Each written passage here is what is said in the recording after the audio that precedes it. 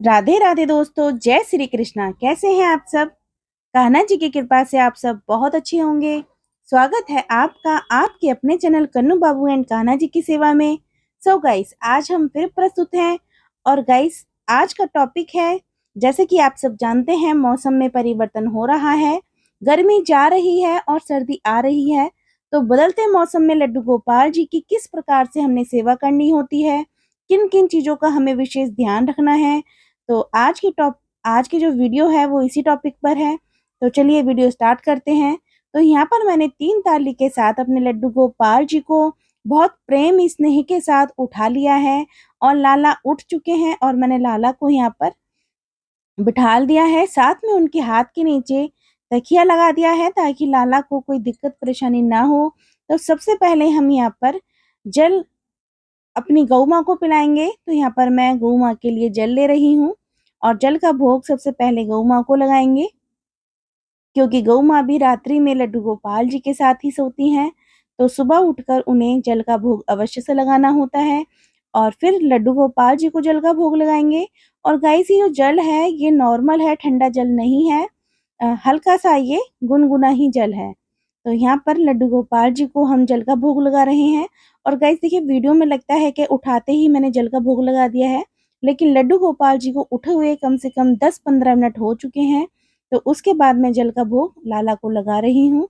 साथ में जब भी किसी भी चीज का भोग लगाना होता है तो तुलसी दल अवश्य से मिलाते हैं, क्योंकि लड्डू गोपाल जी तुलसी दल के बिना भोग प्रसाद स्वीकार नहीं करते। तो यहाँ पर लाला को जल का हम भोग लगा रहे हैं। सुबह का जो पहला जल है वो हल्का सा निवाए जल के साथ ही हमने भोग लगाना है। सर्दियों में इस बात का विशेष ध्यान रखना होता है। और जब भी देखिए अब मौसम चेंज हो रहा है तो यहाँ पर हमने हल्का निवाया जल लेना है।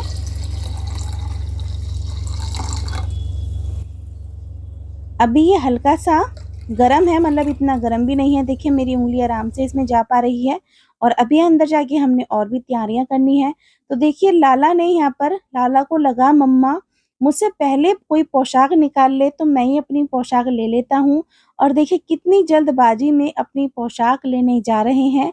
और ये तो गाइस सच है, जो लाला ने पहनना होता है वो उसी को धारण करते हैं। यहाँ पर मेरा मन था मैं घेरे वाली फ्रॉक लाला को पहनाऊं, लेकिन बार-बार हाथ में यही पोशाक आए जा रही थी, यानी कि मेरे लाला का मन था यही पोशाक पहनने का। तो देखिए कितने प्रेम से और कितनी जल्दबाजी में अपनी ड्रेस को लेकर आए हैं और लाकर मुझे दी है, मम्मा मुझे आज यही पहननी है। तो अपने लाला को आज हम ये सुंदर सी पोशाक यानी कि डांगरी सेट पहनाएंगे। बहुत कंफर्टेबल रहते हैं लाला डांगरी सेट में। तो जो लाला अपनी पोशाक लाए हैं, हैंगर भी साथ में ले आए हैं। तो हैंगर को हम स्टैंड पर ही टांग देते हैं और लाला को स्नान की तैयारी कराते हैं ताकि लाला सुंदर सी पोशाक पहन के सुंदर से बाबू बन जाएं। तो यहाँ पर मैं लाला की स्नान की थाली ले आई हूँ। और ये जो थाली है ये मेरे लाला के स्नान की ही है। मैं इसे किसी और चीज़ में यूज़ नहीं करती हूँ, क्योंकि जो लाला के बर्तन हैं वो अलग ही होते हैं। तो यहाँ पर सबसे पहले मैंने स्वास्तिक बना लिया है थाली में। और स्वास्तिक बनाने के बाद ही लाला का स्नान कराना है। तो यहाँ पर स्वास्तिक बन चुका है, तुलसी दल को विराजमान कर लेते हैं। और साथ में क्योंकि लाला को थाली ठंडी ना लगे, इसलिए पुष्प का आसन थाली में अवश्य से लगाएंगे। डायरेक्ट थाली में लाला को नहीं बिठाएंगे। जल में भी मैंने यहाँ पर पुष्प रख लिए हैं। और यहाँ पर ओम नमो भगवते वासुदेवाय नमः मंत्र के साथ मैं अपने लाला को स्नान करा रही हूँ। और हल्के गुनगुने निवाए जल से लाला बहुत प्रसन्न होते हैं स्नान करने में। अच्छा गाइस, कुछ मेरे सब्सक्राइबर और कुछ मेरे मित्र मुझसे पूछते हैं कि लाला को किस चीज़ से स्नान कराना चाहिए, क्योंकि गर्मियों में तो हम चंदन से स्नान करा लेते हैं और भी चीज़ों से स्नान करा लेते हैं, लेकिन सर्दियों में किस चीज़ से स्नान करवाना चाहिए। तो ये मेरे पास अभ्यंग पाउडर है, बहुत ऑर्गेनिक पाउडर होता है और स्पेशली लड्डू गोपाल जी के लिए होता है। तो हफ्ते में एक बार अपने लड्डू गोपाल जी को अभ्यंग पाउडर से स्नान कराएं। उससे उनकी जो चमक है, शाइनिंग है, उनका जो विग्रह है वो हमेशा चमकता रहता है, काला नहीं पड़ता, सांवला नहीं होता। और लाला भी बहुत खुश रहते हैं। आप बीच-बीच में दूध से स्नान कराएं, जो नॉर्मल दूध होता है, मतलब कच्चा दूध, लेकिन वो ठंडा नहीं हो, ज़्यादा ठंडा नहीं होना चाहिए, फ्रिज का नहीं होना चाहिए। ताज़ी दूध से आप स्नान कराएँ, तो आप दूध से भी स्नान करा सकते हैं। क्योंकि जो ताज़ी दूध होता है वो हल्का-सा निवाया ही होता है। तो उस तरह से आप स्नान करा सकते हैं। तो यहाँ पर देखिए मेरे लाला का स्नान भी पूर्ण हो चुका है और लाला स्नान कराते-कराते लिपस्टिक तो हटा ही लेते हैं। तो यहाँ पर लाला का स्नान हो चुका है और अब लाला को सुंदर सी पोशाक पहनाएँगे। और देखिए यहाँ पर लाला को मैंने वस्त्र धारण धारण करा लिए हैं, उनकी पोशाक पहना ली है और उनका जो श्रृंगार है वो निकाल लिया है। तो लाला को अब श्रृंगार कराएँगे, क्योंकि लाला सजने-संवरने के बहुत शौकीन होते हैं और सजना-संवरना लाला को बहुत अति प्रिय रहता है। तो जब भी आप लाला को स्नान कराएँ, तो उनका फुल श्रृंगार करें। तो देखिए यहाँ पर मैंने आज अपने लाला को सुंदर सी विग लगाई है और मेरे लाला बिल्कुल जेंटलमैन लग रहे हैं, बहुत सुंदर, बहुत प्यारे लग रहे हैं। और साथ में लाला को लगाया है मोर पंख और देखिए मेरे लाला बहुत, बहुत, बहुत सुंदर लग रहे हैं।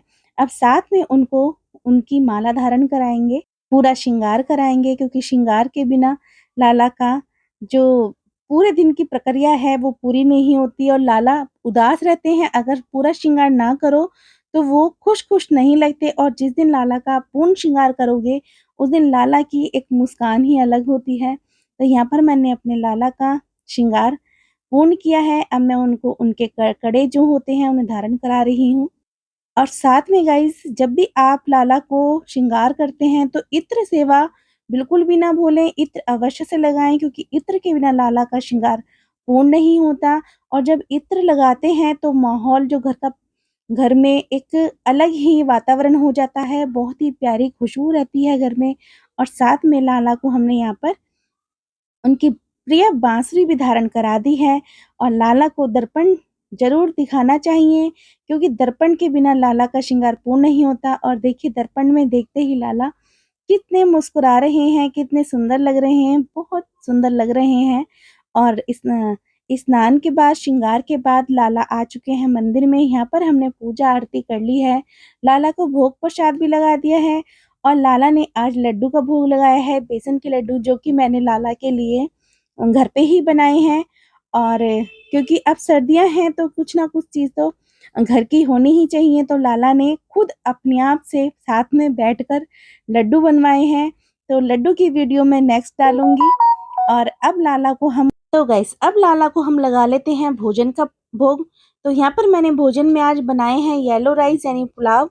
और गाइस, ये जो देसी घी है ये घर का बना हुआ है, क्योंकि मुझे लाला के लिए लड्डू बनाने थे तो मैंने घी भी घर में ही बनाया है और ये घर का शुद्ध देसी घी है। तो इसको मैंने लाला के प्रसाद में डाल लिया है, यानी पुलाव में डाल लिया है।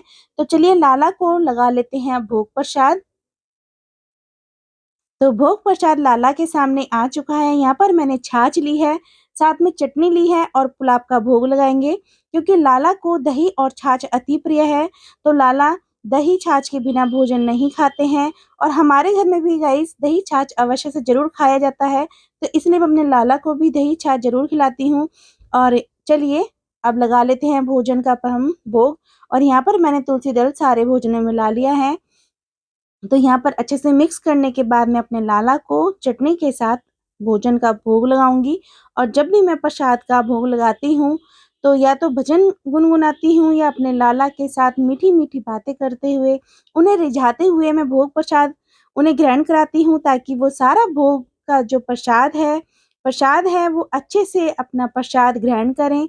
तो यहाँ पर लाला भोजन ग्रहण कर रहे हैं और बहुत ही प्रेम के साथ लाला भोजन अपना ग्रहण कर रहे हैं। तो यहाँ पर मैं छाछ भी लाला को पिला लेती हूँ। तो गाइस, इसी तरह से आज की मेरी वीडियो है। अगर आपको मेरी वीडियो पसंद आती है तो वीडियो को लाइक कीजिए, चैनल को सब्सक्राइब कीजिए, कमेंट कीजिए, वीडियो को फैमिली और फ्रेंड के साथ ज़रूर शेयर किया कीजिए, बेल आइकन को प्रेस कीजिए, ताकि आने वाली वीडियो की सारी नई नोटिफिकेशन आपको मिलती रहे। तो गाइस, मिलते हैं नेक्स्ट वीडियो में। तब तक के लिए राधे राधे, जय श्री कृष्णा।